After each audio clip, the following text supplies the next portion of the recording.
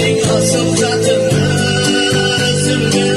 Eyvahsan da bayılırsam da gelmesin. İsteylerim şirin nazik sözündü. İsteklerim çırpındı, gözlerimden yaşlanmadı. Gelmezse bak hep kendi kendisin. Kapay gelem şahımsın. Gelmezse bak hep kendi kendisin.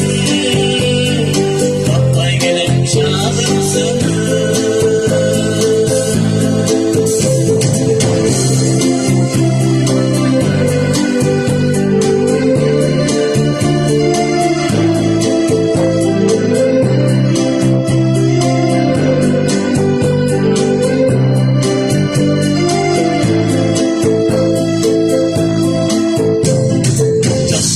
Çok sürüp geldim seninle, ömrüm söz yaşayımın da yeminle.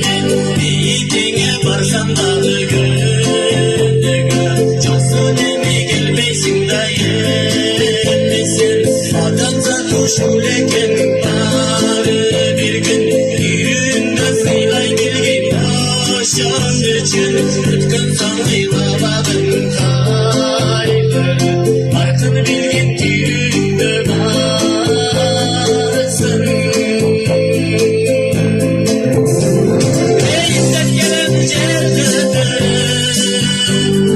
gözlerimden yaşlanmadı. Gelmez yana git kendi kendisin. Kapay gelen şahımsın. Gelmez yana git kendi kendisin. Kapay gelen şahımsın.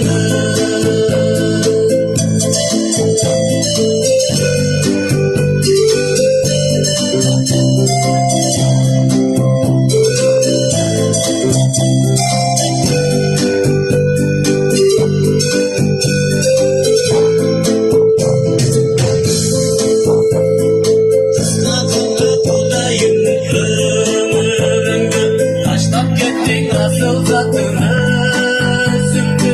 Eyvahsam da aynarsam da gelmesin. İsteylerim şirin nazik sözündü. Yüreğimle kaderin aceledim.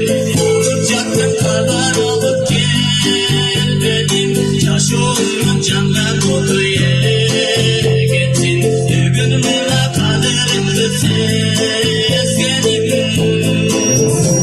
Eğlenelim cennete, gözlerimden yaşlanmadı.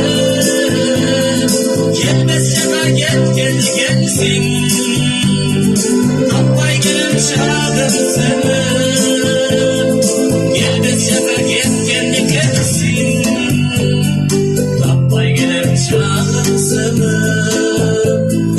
Gelmezse ben git kendi kendisin. Kapay gelem şahımsın.